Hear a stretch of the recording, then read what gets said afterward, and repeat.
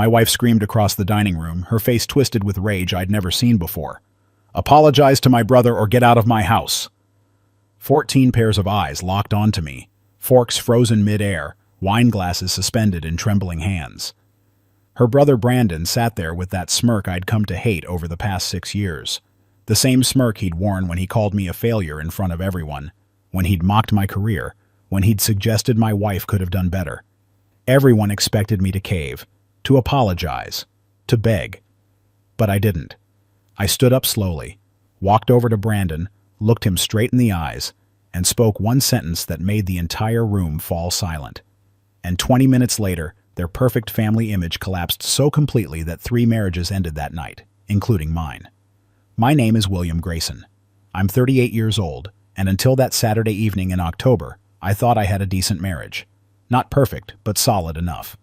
My wife Lauren and I had been together for 8 years, married for 6.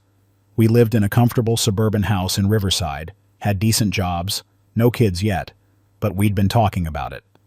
I worked as an aerospace engineer at a mid-sized firm, pulling in about $140,000 a year. Good money, stable career, nothing flashy but respectable work that I genuinely enjoyed. Lauren worked in marketing for a boutique agency downtown, making about $75,000. Between us, we were doing well. Better than most couples our age. We had savings, investments, took nice vacations. From the outside, we probably looked like we had it all figured out. But if you've been married for any length of time, you know that what people see from the outside rarely matches what's happening behind closed doors. And in our case, the problem had a name, Brandon Mitchell, Lauren's older brother. Brandon was 42, tall, with that Ken doll good looks that made people assume he was successful before he even opened his mouth. He ran a real estate development company that his father-in-law had essentially handed him.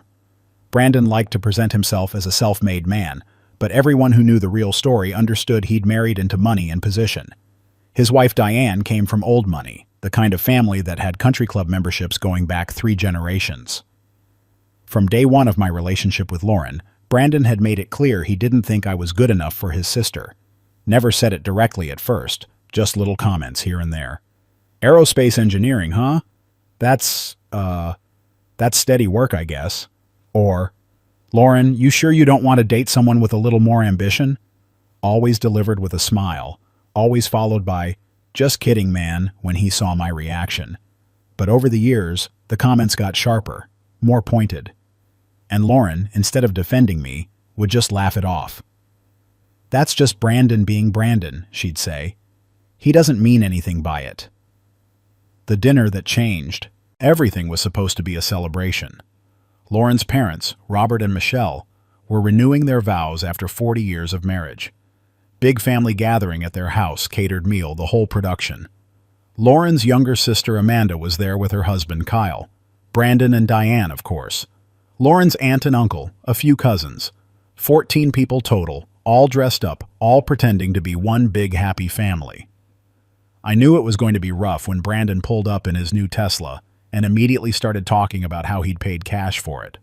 Couldn't even fit all the cash in the briefcase, he joked, though nobody was sure if he was actually joking. Had to use 2 bags. But when you close a deal like I just closed, you treat yourself right. Before we even got to subscribe, comment, and like this video. Your engagement helps this channel grow and brings more stories like this to people who need to hear them. Drop a comment below about a time when someone underestimated you. I read every single one. Dinner started pleasant enough. Lauren's mother had outdone herself with the decorations, white roses and candles everywhere, soft music playing. Her father gave a touching speech about 40 years of marriage, about partnership and commitment. We all raised our glasses. Everything was picture perfect. Then came the main course, and with it, Brandon's need to be the center of attention. "So, William," Brandon said loudly enough for the whole table to hear. "Still working on those, what do you call them, rocket parts?" "Satellite components," I corrected calmly. "For communication satellites." Right, Brandon said, cutting into his steak. "Sounds thrilling. How's the pay treating you these days? Still in the low 6 figures?" The table went quiet. Everyone knew where this was going. They'd seen Brandon do this before.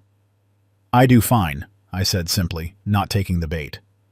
Fine, Brandon repeated, like the word tasted funny in his mouth.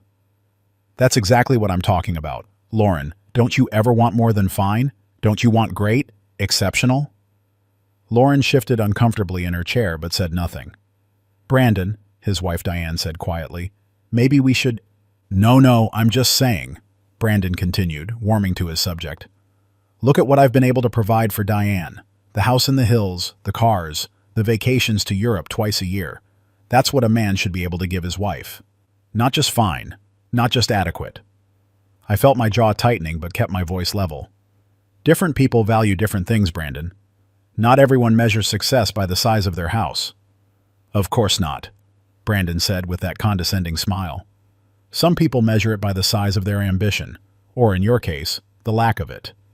Brandon, Lauren's father Robert finally spoke up. That's enough. Dad, I'm just being honest, Brandon said, holding up his hands in mock innocence. Someone has to. Tell him.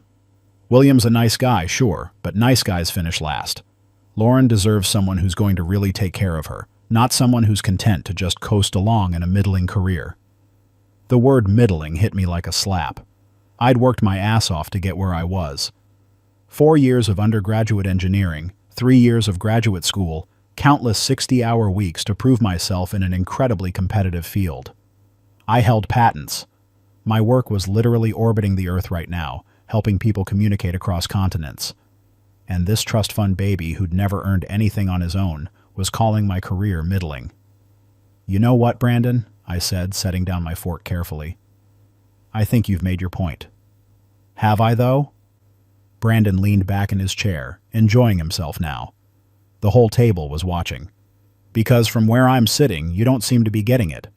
My sister could have married anyone. She's beautiful, smart, successful in her own right. And she chose you. Someone who's just fine. Just adequate. Just middling. Brandon, stop it, Lauren said, but her voice was weak, uncertain. I'm just saying what everyone's thinking, sis, Brandon continued. At family gatherings, when we talk about what everyone's up to, we talk about my latest development project. Amanda's husband, Kyle, just made partner at his law firm. Even the cousins are doing interesting things. And then we get to William, and it's like, yeah, he's still doing that satellite thing. Nothing new, nothing exciting, just the same old fine. I looked at Lauren, waiting for her to defend me, to tell her brother he was out of line, to remind him that I was her husband and deserved respect. She opened her mouth, then closed it. Her eyes dropped to her plate. That's when I knew. I'd lost her somewhere along the way, and I'd been too busy working, too busy trying to be enough to notice. Actually, Brandon, I said, standing up slowly, I think there's something everyone should know. The room went silent. Brandon's smirk widened, thinking I was about to make a scene he could mock me for later. The reason you've been able to close all those big development deals, I continued calmly, is because your father-in-law has been funneling money from his pension fund investments into your projects. I know this because I handle the aerospace contracts for the same pension fund. I've seen the documentation. Brandon's face went white. Diane's wine glass slipped from her hand, red wine spreading across the white tablecloth like blood. That's a lie, Brandon said, but his voice cracked. It's not, I said simply. Your development company is technically profitable on paper, but only because you're getting loans at rates that don't exist in the real market. Loans backed by pension fund money that's supposed to be in secure investments, not propping up your commercial real estate ventures. I've been documenting it for months, trying to decide what to do about it. Robert, Lauren's father, stood up abruptly. Is this true? Diane was staring at her husband with growing horror. Brandon? Tell me it's not true.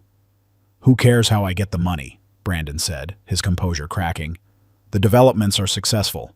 Everyone makes money in the end. Except the retirees who are counting on that pension fund being there when they need it, I said. Except the people whose life savings are being used as your personal bank.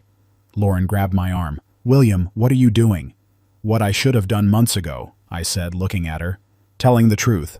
Your brother's been calling me a failure, calling my career middling, when the whole time he's been committing fraud, and you've been letting him. The dinner exploded after that. Diane was screaming at Brandon, demanding to know what other lies he'd told her. Robert was on his phone, presumably calling someone about the pension fund situation. Michelle was crying. Amanda and Kyle were trying to calm everyone down while also looking horrified by the revelation. And Lauren was staring at me like I was a stranger. "You humiliated my family," she said quietly, her voice shaking. "Your brother humiliated me for years," I replied. "You let him. This entire family let him." "That's not the same thing," Lauren said. "Brandon was just joking around. You just destroyed his marriage, his reputation, everything." I looked at my wife, really looked at her, and saw something I'd been refusing to see for a long time. She wasn't upset because her brother was a fraud. She was upset because I'd exposed it. Because in her mind, protecting the family image was more important than protecting her husband's dignity. "Apologize to Brandon," Lauren said, her voice rising. "Apologize right now for making those accusations." "They're not accusations," I said. "They're facts, and I'm not apologizing." "Then get out," Lauren said, her face flushed with anger. "If you can't apologize to my brother, get out of my house." The room went silent again. Everyone was staring at us. "Your house?" I said quietly. "The house we bought together? The house I've been paying the majority of the mortgage on for 6 years?" "Our house," Lauren corrected. "And I'm telling you to leave if you can't apologize." I looked around the table one more time, at these people who'd watched Brandon tear me down for years and said nothing, at the family that valued image over integrity, at my wife, who was choosing her brother over her husband even now. "I'll pack my things tomorrow," I said. "You can have the house. I'll have my lawyer contact you about the divorce." Lauren's face went pale. "Divorce? William, I didn't mean—" "Yes, you did," I interrupted. "You meant exactly what you said. You just didn't think I'd actually leave." I walked out of that house and didn't look back. Drove to a hotel, checked in, and sat on the bed staring at the wall for about 3 hours, trying to process what had just happened. My marriage was over. 8 years, gone. Not because of some dramatic betrayal, but because I'd finally stood up for myself. The next morning I went back to the house while Lauren was at her parents' place, probably being consoled and told I was the villain in this story. I packed my clothes, my personal items, my important documents. Left everything else. The furniture, the decorations, all the stuff we'd accumulated together. I didn't want any of it. Each piece was a reminder of a life I'd been living wrong. I rented a small apartment across town, the kind of place that's functional but impersonal. Bare walls, basic furniture, nothing that required any emotional investment. It was exactly what I needed. The fallout from that dinner was spectacular. Within a week, Diane had filed for divorce from Brandon. Turned out the pension fund issue was even worse than I'd thought. Brandon hadn't just been getting sweetheart loans, he'd been actively siphoning money through shell companies. When the investigation started, it uncovered years of financial manipulation. Brandon's development company collapsed within a month. His father-in-law faced criminal charges. The whole thing made the local business news, complete with mugshots and everything. The golden boy of the family, exposed as a fraud. But here's what really surprised me. About 2 weeks after I moved out, Kyle, Amanda's husband, called me. "William," he said, "I need to tell you something. I've been wanting to tell someone for years, but I was too afraid of what it would do to the family." "What is it?" I asked. "Brandon's been doing this for years, not just the pension fund thing. He's been manipulating everyone in this family his whole life. Lying, exaggerating his success, taking credit for other people's work. I've seen him do it dozens of times, but every time I tried to say something, the family would close ranks around him. They'd tell me I was jealous, or that I didn't understand business, or that I should be supportive." "Why are you telling me this now?" I asked. "Because you're the first person who ever stood up to him," Kyle said. "And I wanted you to know that not everyone in this family thought you were the problem. Some of us saw exactly what was happening. We were just too weak to do anything about it." That conversation stayed with me. It wasn't just about Brandon. It was about an entire family system that had enabled his behavior for decades. And Lauren had been raised in that system, had learned that protecting the family image was more important than telling the truth. The divorce took 4 months to finalize. Lauren tried to get the house, the savings, everything. Said I'd destroyed her family and owed her compensation. Her lawyer even tried to argue that my revelation at the dinner constituted some kind of emotional abuse. But I had a good lawyer too, and more importantly, I had documentation of everything. The mortgage, payments I'd made, the larger share of bills I'd covered, the fact that Lauren had spent thousands on her brother's investments over the years without telling me. When everything was laid out in court, it became clear that I'd been carrying the financial weight of our marriage, while Lauren and her family had been treating me like a walking ATM who should be grateful for the privilege. We split everything 50-50, which meant I walked away with more than half of what I'd put in. But I didn't care. I just wanted it over. The really interesting part came about 6 months after the divorce was finalized. I ran into Michelle, Lauren's mother, at a grocery store. I almost didn't recognize her at first. She looked older, tired, like she'd aged 5 years in 6 months. "William," she said quietly when she saw me, "can we talk for a minute?" We stood there in the produce section, surrounded by people picking out apples and arguing about whether the tomatoes were fresh enough, and Michelle told me something I'd never expected to hear. "You were right," she said. "About Brandon. About all of it. Robert and we knew something was wrong for years, but we didn't want to see it. We raised him to believe he was special, that rules didn't apply to him the same way they applied to other people, and we let it destroy him." "Why are you telling me this?" I asked. "Because you deserved better," Michelle said, her eyes welling up. "From all of us, but especially from Lauren. She was so scared of disappointing us, of not living up to what we expected, that she forgot to be a partner to you, and by the time she realized what she'd lost, it was too late." "How is Lauren?" I asked, surprising myself with the question. "Alone," Michelle said simply. "She moved back in with us for a while, but it didn't work. Too many memories, too much damage. She's living in a small apartment now, working long hours, not dating anyone. I think she's trying to figure out who she is without us telling her." I felt a twinge of something. Not regret exactly, but sadness for what could have been if we'd both been different people. "I hope she figures it out," I said, and I meant it. "William," Michelle said as I started to walk away, "I know it doesn't mean anything now, but I'm sorry. For what Brandon did to you, for what we all did by allowing it. You deserved a family that stood by you, and we failed you." I nodded, not trusting myself to speak, and walked away. That conversation gave me a kind of closure I didn't even know I needed. Here's what I learned from that whole experience. Sometimes the people who claim to love you the most are the ones who damage you the worst, not through dramatic betrayals, but through small failures repeated over and over. Lauren didn't have an affair. She didn't steal from me. She didn't abuse me. She just failed to stand up for me when it mattered most. And that failure, multiplied across hundreds of family dinners and gatherings and conversations, slowly eroded our marriage until there was nothing left to save. I also learned that family loyalty is complicated. The Mitchell family closed ranks around Brandon for years because that's what families are supposed to do, protect their own. But somewhere along the way, they forgot that protection shouldn't mean enabling bad behavior. Real love, real loyalty, means holding people accountable when they're wrong. It means having difficult conversations. It means sometimes choosing truth over comfort. Today, I'm doing better than I was. I got a promotion at work, ironically enough. My boss told me I seemed more focused, more confident. "Whatever you changed in your personal life," he said, "it's working." I started dating again, though I'm taking it slow. Met a woman named Sarah who's a high school physics teacher. She's brilliant, funny, and when I told her the story of that dinner, you know what she said? She said Brandon sounded like an insecure little boy who never grew up, and she was sorry I'd wasted 8 years on someone who couldn't appreciate what she had. Sarah makes about $65,000 a year, which by Brandon's standards would make her even more of a failure than me. But she's doing work that matters, shaping young minds, inspiring the next generation of scientists and engineers. And she thinks my job is fascinating. Actually asks me questions about my projects, wants to understand the technical details. It's such a simple thing, but after years of my career being dismissed as middling, having someone genuinely interested in my work feels revolutionary. I still think about Lauren sometimes. Wonder if she ever thinks about that dinner, about the moment everything fell apart.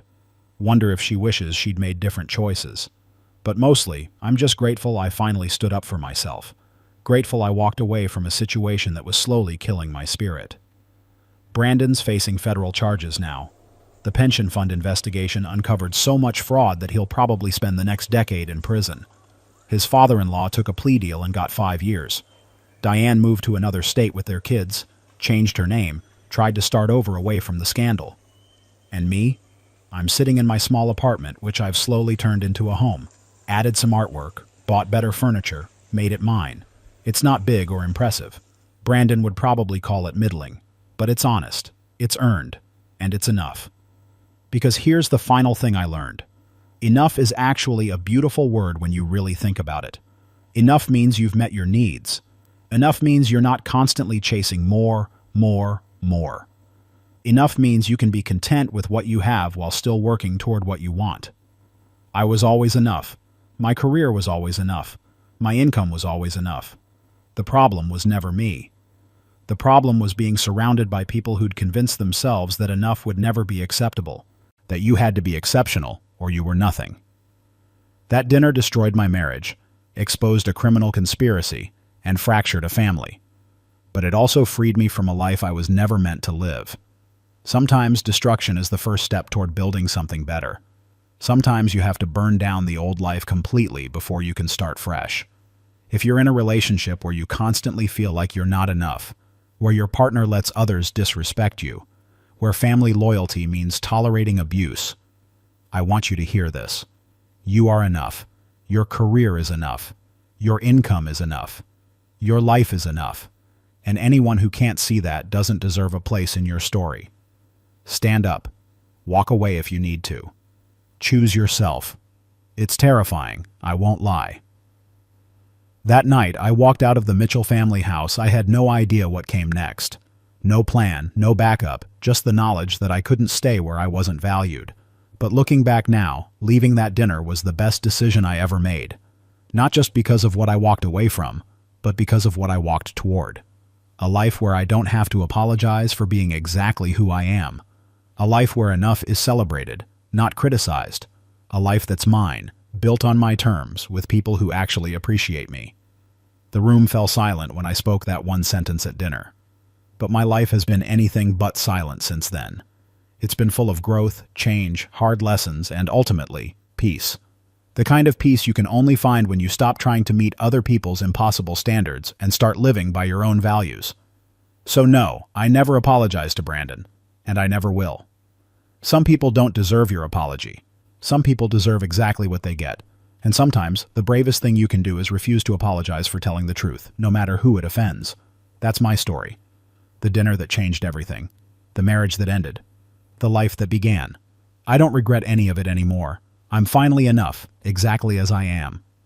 If this story resonated with you, share it with someone who needs to hear it. Leave a comment about your own experience standing up for yourself. And remember, you are enough. You've always been enough. Anyone who can't see that is the one with the problem, not you.